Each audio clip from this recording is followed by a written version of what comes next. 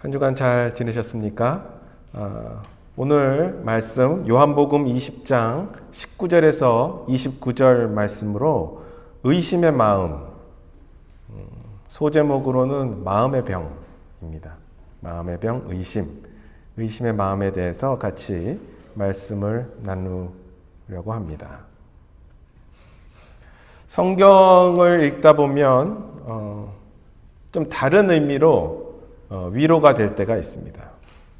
하나님의 말씀 자체가 나에게 위로가 되기도 분명하죠. 그런데 또 한편으로는 성경에 나오는 위대한 사람들도 때로 그들의 모습들이 나와 별반 차이가 없는 것을 보고 또한 위로를 느낍니다. 나하고 똑같네. 내가 갖고 있는 어려움을 그분들도 갖고 있었네. 여러분도 그렇지 않으십니까? 아브라함이 거짓말을 그렇게 했었을 때, 그렇죠? 모세가 하나님의 말씀에 반하여 화를 냈었을 때, 다윗이 참으로 그렇게 범죄하였을 때, 엘리야가 또한 심하게 우울증에 걸렸을 때, 우울했었을 때, 그리고 맥이 빠져 있었을 때, 베드로가 예수 그리스도를 부인했을 때 등등 말이죠. 야고보서 5장 17절을 보면 엘리야는 우리와 같이 동일한 성정의 지배를 받은 사람이로되 이렇게 말씀하고 있습니다. 참으로 이런 것을 보면 성경은 너무도 솔직한 책이고 성경은 참으로 하나님 앞에 모든 존재가 죄인이고 부족하다라는 것을 보여주고 있습니다. 이런 분 중 한 분이 또한 사도 도마입니다. 참으로 사도 도마는 천국에서 어쩌면 내가 그때 왜 그랬지 이렇게 후회하고 계실지도 모릅니다. 여러분이 예수 그리스도 오시기 전에 이 땅을 떠나게 되어 천국에서 처음으로 사도 도마를 만났다고 상상해 보십시오. 당신이 의심의 도마이군요. 라고 말을 하든지 아니면 속으로 그렇게 생각할 것 아닙니까? 사도 도마는 어쩌면 악수를 하면서 제가 바로 사도 도마입니다. 지금 말하지 마십시오. 제가 당신이 지금 무슨 생각하고 있는지 제가 다 압니다. 이렇게 맞습니다. 제가 바로 도마이고 그 의심을 했었던 그 도마입니다. 그렇게 이야기를 먼저 할지도 모릅니다. 천국에 오는 사람들이 매일같이 있을 것이니 아마도 바쁘게 그 얘기를 매일같이 하실지도 모릅니다. 지난 2000년간 말이죠. 지난주에도 잠시 보았지만 요한복음 20장은 막달라 마리아가 초반에 막달라 마리아가 예수 그리스도의 돌무덤에 왔는데 그 돌이 돌무덤에서 이렇게 옮겨진 것을 발견하는 것에서 20장이 시작이 됩니다. 바로 그 사실을 베드로와 다른 한 제자 요한에게 알리고 무덤으로 달려온 그 제자들이 예수님이 안 계신 것을 빈 무덤을 그렇게 발견을 하게 된 것이죠. 막달라 마리아는 빈 무덤에서 흰 옷을 입은 두 천사를 보게 됩니다. 그리고 곧이어 부활하신 예수 그리스도를 발견하게 됩니다. 처음에는 예수님을 못 알아봅니다. 도저히 살아계셨다는 것이 상상도 안 되니까 생각도 못해서 내 뒤에 그렇게 살아계신 예수님이 서 계신다는 것은 상상도 못했을 일이겠죠. 그렇게 못 알아보다 그가 살아계신 예수님인 것을 알아보게 됩니다. 예수님은 그녀에게 형제들, 제자들이죠. 알리라고 얘기합니다. 내가 내 아버지, 곧 너희 아버지, 내 하나님, 곧 너희 하나님께로 올라간다. 이렇게 이야기를 전하라고 이야기하십니다. 그리고 막달라 마리아는 예수님이 살아계심을 이야기하며 주를 보았음을 그렇게 그대로 예수 그리스도의 말씀을 전합니다. 19절을 보면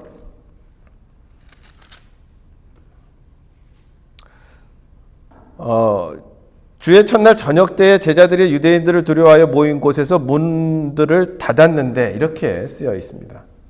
사도들이 모여있는 그 장소의 문이 그렇게 꽉 닫혀 있음을 언급합니다. 그러나 예수님은 그들 앞에 호련히 이렇게 나타나셨습니다. 부활하신 예수 그리스도의 몸은 참으로 어쩌면 시간과 공간의 제약을 받지 않고 계시는 듯 보입니다.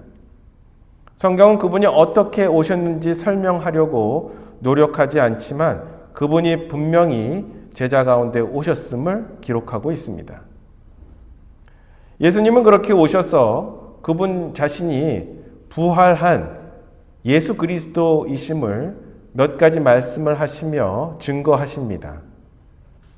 첫 번째는 그리스도께서 그들 가운데 나타나셨을 때 가장 먼저 그들에게 평화가 너에게 있을지어다 하고 말씀을 하십니다.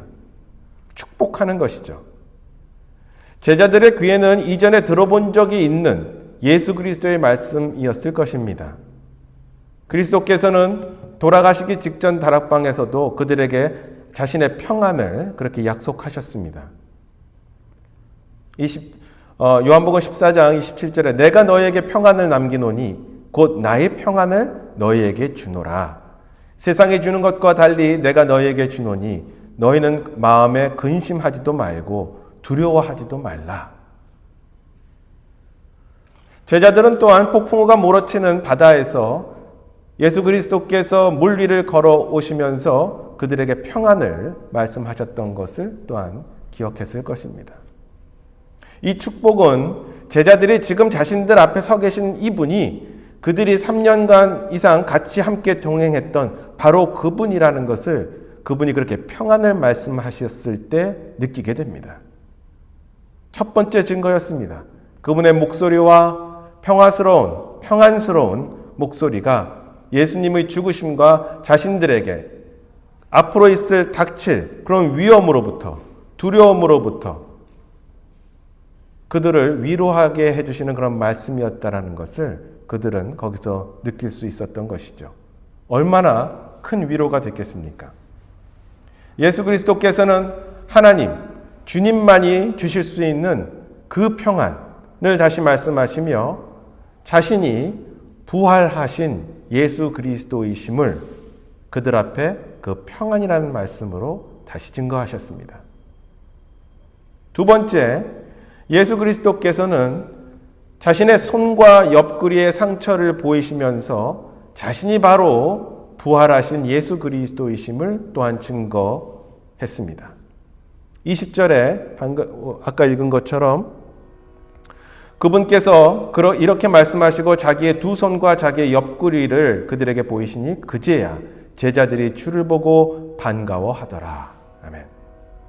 그분의 그 평안한 목소리, 대수롭지 않다는 듯 자신의 두 손과 옆구리를 보라고 말씀을 하십니다. 그들은 그들의 눈을 어쩌면 의심했을 것입니다. 그들의 눈으로 본 것은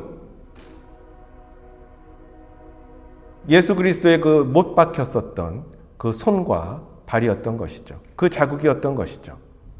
또한 로마 군인들이 찔렀던 그 옆구리의 창 자국을 보았던 것입니다. 이러한 식별의 표시는 이분이 다른 분이 아니고 그리스도께서 다른 몸으로 나타나신 것도 아니고 정말로 그들 가운데 서 계신 분이 부활하신 예수 그리스도라는 것을 증거하시고 밝히 드러낸 것이죠. 아마도 영원히 그 못자국과 창자국은 영원히 주님께서 갖고 계시지 않을까 싶습니다. 이것은 진정 영광의 상처이고 진리의 상처이고 너무도 많은 것을 의미하는 그러한 영광의 상처이기 때문에 그렇습니다. 그리고 승리의 상처이기도 하죠. 채찍으로 살점이 마구 뜯겨진 그런 상처, 문매로 멍이 든 몸, 그리고 가시관 등으로 찍혀진 그 얼굴의 상처들, 이러한 것은 아마도 없어진 것으로 보입니다. 그렇지만 부활하시고 영광을 받으신 예수 그리스도의 몸에 그분의 손과 발에 그리고 옆구리에 난 그 자국은, 그 상처는 그대로 두는 것이 주님이 보시기에 합당하시다라고 생각하신 것 같습니다. 그리하여 훗날 우리가 영광 중에 그분을 다시 바라보게 될 때, 뵙게 될 때 그 상처는 우리가 어떻게 지금 아버지의 집에 이렇게 올 수 있었는지를 그 상처를 보며 다시 되새길 수 있게 될 것입니다. 그렇게 예수 그리스도는 그 상처를 보여주시며 그분이 부활하신 예수 그리스도이심을 밝히 그들에게 보이셨습니다. 세 번째로 예수 그리스도는 부활하셔서 그들에게, 제자들에게 자신의 권위를 나타내심으로써 그분이 바로 예수 그리스도시요 주님이신 것을 밝히 또한 드러내셨습니다. 21절에 이에 예수님께서 다시 그들에게 이르시되 너희에게 평강이 있을지어다. 내 아버지께서 나를 보내신 것 같이 나도 너희를 보내노라 하시니라. 그리고 22절을 보면 제자들에게 숨을 내쉬며 성령을 받으라고 말씀하시며 성령을 주십니다. 예수님은 이미 제자들에게 자신이 아버지께로 올라가면 아버지께 간구하여 성령이라는 선물을 그들에게 주시리라고 말씀하신 적이 있습니다. 그리고 후에 오순절에 성령이 임하실 것을 미리 내다보시며 이때 제자들은 세상에 주어질 그 선물에 어떻게 보면 제자들만이 갖는 그 특권의 예고편을 보게 된 것이죠. 그리고 제자들에게 23절에 너희가 누구의 죄들이든지 사면하면 그것들이 사면될 것이요 누구의 죄들이든지 그대로 두면 그것들이 그대로 있으리라 하시니라 하시면서 그들에게 하나님만이 하실 수 있는 권위를 그들에게 이렇게 주시는 것을 볼 수 있습니다. 예수 그리스도께서는 10명의 제자 앞에서 지금 10명이죠, 이제. 그렇죠? 그렇게 자신이 누구인지 확증하셨습니다. 축복을 선포하시는 음성으로, 그리고 못자국이 남은 손과 발, 창에 찔린 옆구리로, 그리고 사람들 앞에서 증인이 되도록 대표자들에게, 그 제자들에게 권위를 부여하심으로써 그분 자신이 하나님이요 부활하신 예수 그리스도이심을 증거했었던 것이죠. 제가 12제자 중에서 10명이라고 그랬는데 한 명이 누가 빠져 있었습니까? 또 한 명이 도마가 빠져 있었던 것이죠. 그렇죠? 그래서 10명이 되었습니다. 24절에 보시면 그러나 12제자 중 하나인 디두모라 하는 도마는 예수님께서 오셨을 때에 그들과 함께 있지 아니하더라. 이렇게 말씀하고 있습니다. 성경은 그가 왜 그 자리에 없었는지에 대해서는 자세히 설명하고 있지 않습니다. 하여튼 중요한 것은 그가 그렇게 모여 있었던 중요한 자리에 없었던 것이죠. 부지런해야 됩니다. 그러니까 그렇죠.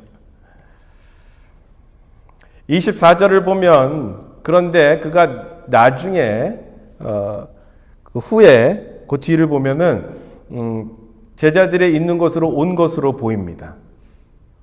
도마가 돌아왔을 때 예수 그리스도를 봤었던, 이미 본 그 제자들이 흥분을 하면서 도마에게 이야기를 합니다. 우리가 살아계신 예수 그리스도를 보았다 하고 말이죠. 그 기쁜 소식을 전했습니다. 분명히 얼마나 떠들썩했겠습니까? 진짜 흥분해 있었겠죠. 제자들은 지난 3년 반 동안 함께 했었던 예수 그리스도를 보았던 것과 함께 그들과 함께 했었던, 그렇지만 그 자리에 아쉽게도 없었던 도마가 자신의 그 말들을 듣고, 예수 그리스도를 보았다는 그 말을 듣고 정말 같이 손을 잡고 뛸 듯이 기뻐할 것을 기대했을 것입니다. 그런데 그 돌아온 반응이 영 달랐습니다. 의심의 벽입니다. 그의 표정이 아마도 떨떠름했었을지도 모릅니다. 도마의 얼굴이. 지금 이 시대에 그 일이 일어났다면 이거 뭐야? 몰래카메라야? 다들 나를 함께 속이려고 하나? 다 같이 나를 한번 놀리려고 하나? 다들 무섭고 힘드니까? 아니, 예수 그리스도께서 돌아가시고 다들 실성을 했나? 그렇게 생각했을지도 모릅니다. 도마의 대답은 이러합니다. 25절 후반부에 보시면 내가 그분의 두 손의 못자국을 보고 내 손가락을 그 못자국 넣으며 내 손을 그분 옆구리에 넣지 않고는 믿지 아니하리라. 이렇게 대답을 합니다. 왜 이런 반응이 있었을까요? 첫 번째로 다른 모든 이가 증언하며 그렇게 이야기를 하며 예수 그리스도를 증거했었지만 도마는 자기 자신의 이성과 자기 자신의 감각이 더 큰 권위가 있다고 생각했기 때문입니다. 즉 10명의 증언보다 자신의 생각과 자신의 감각을 더 신뢰했던 것이죠. 그렇게 자신이 선택한 것입니다. 많은 믿지 않는 사람들의 반응이 사실 이러합니다. 수많은 구원받은 사람들이 예수 그리스도가 진짜이고 내가 그분을 믿고 구세주로 그분을 믿고 구원받았고 죄가 사하여짐을 받았고 천국의 소망을 약속받았다. 천국을 약속받았다. 이 복음의 소식을 나누었을 때 불신자들의 반응들은 이러합니다. 그 많은 역사 속의 그리스도인들이 예수 그리스도를 증거했더라도 내가 손가락을 그 못자국에 넣고 내 손을 그 옆구리에 넣지 않고는 내가 믿을 수 없다 라고 이야기하는 것이 참으로 많은 사람들의 같은 반응입니다. 자신의 이성과 자신의 판단과 자신의 경험과 자신의 감각을 주님의 말씀이나 다른 사람의 증거보다 높은 권위로 놓았던 것이죠. 두 번째로 도마의 의심은 무지에서 비롯됩니다. 그는 분명히 주님께서 죽은 자들 가운데서 다시 살아나시겠다라고 하신 말씀을 기억하지 못하고 있었음이 분명합니다. 예수 그리스도께서 이미 말씀하셨음에도 불구하고 말이죠. 그는 그리스도께서 제시하신 계획, 즉 예루살렘에 가서 죽임을 당하고 장사된 후에 셋째 날에 다시 살아나야 한다라는 그 말씀을 들었음에도 불구하고 그 말씀이 그의 믿음으로 내려오지 않았던 것이죠. 하나님의 말씀에 대한 무지 때문이며 하나님의 말씀에 대해서 그것을 믿지 않았기 때문입니다. 도마는 그 제자들이 말한 일들 그리고 예수 그리스도께서 이전에 한 일들이 말씀하신 것들이 실제로 일어났을 리가 없다라고 생각한 것이죠. 말씀을 들었을 때. 그 믿음으로 그 말씀이 뿌리내리지 않았음을 우리는 보게 됩니다. 만약 그가 그리스도의 그 말씀을 마음에 믿어 간직하고 있었더라면 그 10제자의 증언은 즉시 제대로 이해가 됐었을 것이고 그래 바로 그것이 예수 그리스도께서 이전에 말씀하셨던 것이구나. 그게 진짜 일어났구나 하고 받아들였을 것입니다. 그러나 하나님의 말씀과 그리스도의 약속에 대한 그 지식, 약속에 대한 것이 내 믿음으로 내려오지 않았기에 도마는 믿지 않기로 선택을 한 것이죠. 도마는 하나님의 능력에 대해서도 무지했습니다.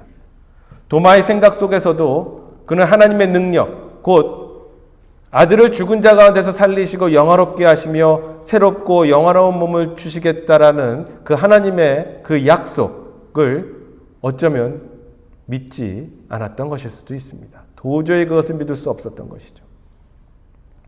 도마의 그러한 의심은 사실 저를 포함하여 많은 사람들에게 또한 똑같이 일어납니다. 우리가 갖고 있는 지식이나 이성으로 합리적이지 않다고 느껴지면 우리는 그것이 사실일 수 없다라고 결론을 짓고 이미 그리고 믿지 않기로 선택합니다. 우리는 또한 하나님의 능력에 대해서도 무지합니다. 하나님은 전능하십니다라고 입으로 이야기하지만 실제로 전능하다라고 내 삶을 그렇게 전능하게 이끄실 거라시라는 것에 대해서는 참으로 그 믿음의 뿌리가 약합니다. 우리는 너무도 쉽게 하나님의 그 권위와 능력을 우리 인간의 눈의 레벨로 끌어내립니다. 참으로 우리는 그렇게 쉽게 하고 맙니다. 또한 도마에 대해 또 하나 주목할 점이 있는데, 아까도 이야기 드렸지만 그는 다른 제자들의 증언에도 불구하고 믿지 않았을 뿐만 아니라 무지로 인해 의심을 했을 뿐만 아니라 자신의 감각을 더욱더 신뢰했다라는 것이죠. 25절 아까 읽었던 것과 같습니다. 내가 내 손가락을 넣어보지 않으면 믿지 않겠다. 그는 하나님의 말씀보다 자신의 손가락을 더욱더 신뢰했던 것이죠. 도마에게 부활은 비합리적인 일이었고 그는 합리적인 증거, 즉 자신이 직접 만지고 느끼고 보고 측정하고 판단할 수 있는 그러한 증거를 원했던 것입니다. 왜일까요? 그는 자신의 그 감각을 통해 들어온 것들에 대한 지식의 이성적인 부분을 최고의 가치로 여겼기 때문에 그렇습니다. 어쩌면 이것이 의심의 핵심일 수 있습니다. 자신이 생각하는 감각과 경험과 지식, 이성 말이죠. 자신의 강한 감각과 이성은 하나님의 그 절대성도 심지어는 그렇게 무력화시키고 맙니다.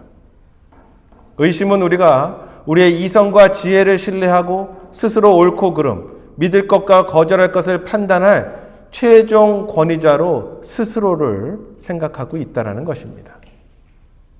자신의 감각을 또한 그렇게 신뢰하는 것이죠.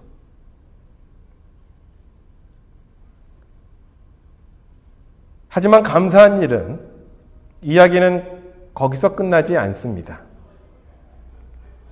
도마는 아마도 무려 일주일 동안이나 그의 실질적인 무신론, 그렇게 해서 괴로운 의심, 그 가운데 아마 머물러 있었을 것입니다. 다른 10명의 제자들은 기쁨에 있었을 그 시간 동안 도마는 괴로워하고 의심 가운데 있었을 것입니다. 진정으로 감사하게 예수 그리스도께서 다시 제자들에게 나타나셨습니다. 저는 주님의 그 인내에 정말 감사드리고 감탄합니다. 그분의 은혜에 참으로 감동합니다. 우리는 주님께서 지난주에 열제자에게 하셨던 것처럼 도마에게도 똑같이 자신을 나타내실 것이라고 저라면 기대하지 않을 것인데 주님은 그렇게 하십니다. 도마 앞에 다시 또 그렇게 나타나셨고 그의 손과 옆구리를 보여주시며 도마가 믿기 위해 필요하다고 말했던 그 모든 것을 주님이 허락하십니다. 바로 여기에 주님의 은혜가 놀랍게 있습니다. 주님은 도마에게 단 한마디의 꾸짖음도 사실 하지 않으십니다. 그의 그 믿지 않음, 불신앙에 대해서 나무라지 않으셨고 믿음에 대해서 어떤 신학적인 강의도 하지 않으셨습니다. 주님은 그저 조용히 자신을 나타내셨습니다. 도마는 주님을 눈앞에서 본 순간 주님 앞에 엎드려서 나의 주님이시며 나의 하나님이십니다 하고 고백을 하게 됩니다. 그분의 그렇게 단순하게 나타나심, 임재하심, 좀 어려운 말로 주님의 임재는 도마의 의심을 그렇게 녹여버렸던 것이죠. 그리스도는 심지어 도마에게 그가 믿기 위해서 필요하다고 말했던 그 행동을 실제로 해보라고 허락하십니다.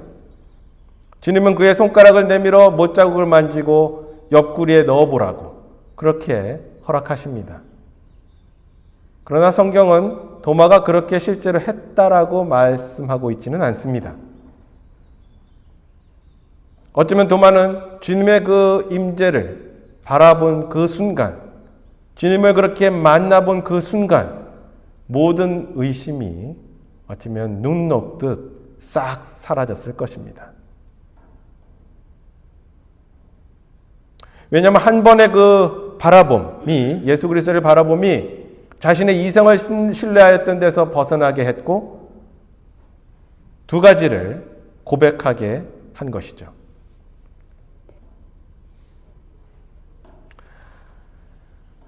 그는 나의 주님이라고 그렇게 이야기합니다. 당신은 내가 순종해야 할 그 분입니다. 당신은 내가 따라야 할 그 분입니다. 그 주님이십니다. 라는 의미로 나의 주님이라고 첫 번째로 고백을 합니다. 그리고 이어서 두 번째로 나의 하나님이라고 고백을 합니다. 이는 당신은 내가 믿어야 할 분이고 신뢰해야 할 분이고 절대적인 창조주라는 그 의미입니다. 나의 주님이시며 나의 하나님이십니다. 나는 이 고백은 도마가 일주일 전 열 제자가 우리가 주님을 보았다라는 기쁜 소식을 전했을 때 충분히 할 수 있었던 그러한 말씀이었던 고백이었을 것입니다. 그러나 주님을 의심했었던 그 일주일이 지나 도마는 주님의 임재를 보고 이 귀한 간증을 하게 되는 것이죠. 이 고백을 하게 된 것입니다. 이렇게 행동하는 어쩌면 무신론자, 감각을 신뢰했었던, 자신의 손가락을 더욱더 신뢰했었던 도마에서 나의 주님, 나의 하나님이라고 고백하게 만든 그 변화의 원인은 무엇이었을까? 그것은 예수 그리스도의 아주 개인적이고 친밀한 예수 그리스도의 임재였습니다. 주님 앞에 도마가 있었던 것이죠. 의심. 마틴 루터는 머리 위로 새가 날아다니는 것은 막을 수 없지만 머리에 둥지를 트는 것은 막을 수 있다. 이렇게 말했습니다. 의심이 마음에 막 떠오르고 휙휙휙 생각이 지나가는 것들은 막을 수 없습니다. 그러나 그 의심이 내 마음과 머리에 둥지를 틀고 앉아있는 것은 막을 수 있습니다. 하나님의 말씀, 예수 그리스도의 임재가 내가 그것을 느낀다면 분명히 그 둥지 트는 것을 막을 수 있다는 것이죠.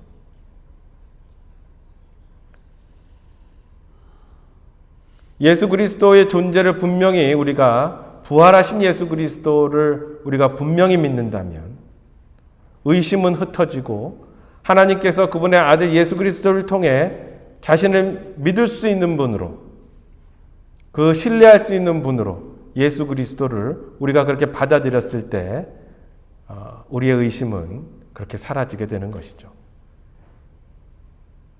구원받은 사람도 의심을 할 수 있습니다. 도마처럼 말이죠. 그때 우리는 스스로에게 물어야 합니다. 나의 이성과 나의 지식과 나의 경험과 나의 감각이 이 의심을 만들고 있지는 않은가? 혹은 심지어 저 높은 하나님을 나의 이성과 감각과 경험, 지식의 크기로 하나님을 이렇게 끌어내리고 있지는 않은가?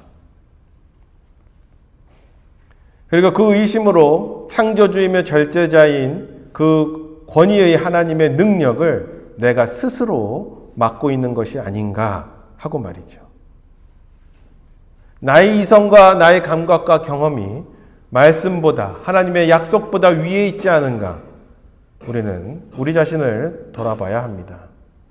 우리에게 필요한 것은 그러게 예수 그리스도의, 부활하신 예수 그리스도께서 내 안에 계시다라는 그 강한 믿음입니다. 내 의심과 내 지식과 이성은 그렇게 주님의 임재 아래서 분명히 무너진다라고 믿습니다. 예수님은 부활하셨을 때에 스스로 자신이 바로 주 하나님이심을 증거하셨습니다. 그분이 실제로 그분을 보이셨을 때 스스로 모든 이들은 그분을 하나님으로 받아들였습니다. 그리스도인들의 축복은 바로 지금 우리가 주님의 임재를 맛보며 하나님을 그렇게 느낄 수, 받아들일 수 있다는 것이죠. 우리의 이성이, 우리의 지식이, 그리고 우리의 한낱 삶의 경험들이 예수 그리스도를 향한 의심으로 자라지 않기를 기도합니다. 나의 감각적인 흥분이 그런 말씀을 가로막지 않기를 원합니다. 앞서 말씀드린 대로 예수님께서는 부활하셔서 자신이 부활하신 예수 그리스도임을, 주님임을, 하나님임을 증거하셨습니다. 주님만이 주실 수 있는 평강, 손과 옆구리의 상처 지금도 갖고 계신, 우리를 그렇게 구원하신, 그리고 죄를 이길 수 있고 의심을 이길 수 있는 그 능력을 구원받은 우리에게 이미 주셨습니다. 살아계신 주님이 내 앞에, 내 안에 계심을 상기하며 내 삶의 의심을 주님께 내려놓으시기 바랍니다. 도마는 그렇게 의심했지만 예수 그리스도의 임재, 말씀을 진정 성취하시는 그리스도를 그렇게 만난 후에 완전히 다른 사람으로 변하게 됩니다. 구전의 전통에 의하면 도마는 시리아 그리고 인도에 선교를 하다가 순교를 한 것으로 전해집니다. 창에 찔려 돌아가신 것으로 전해집니다. 우리는 주님을 의심하지 않고 주님이 우리에게 갖고 계신 계획을 의심하지 않기를 원합니다. 왜냐하면 우리의 주님은 우리의 소망이시고 구원받은 우리의 주님이시고 그리고 하나님이시기 때문에 그렇습니다. 우리 모두 함께 28절, 29절을 함께 봉독하고 오늘 말씀을 마치도록 하겠습니다. 28절, 29절 함께 읽겠습니다. 시작. 도마가 그분께 응답하여 이르되 나의 주시며 나의 하나님이시니이다 하매 예수님께서 그에게 이르시되 도마야 너는 나를 보았으므로 믿었으나 보지 않고도 믿은 자들은 복이 있도다 하시니라. 아멘. 다 같이 기도하겠습니다.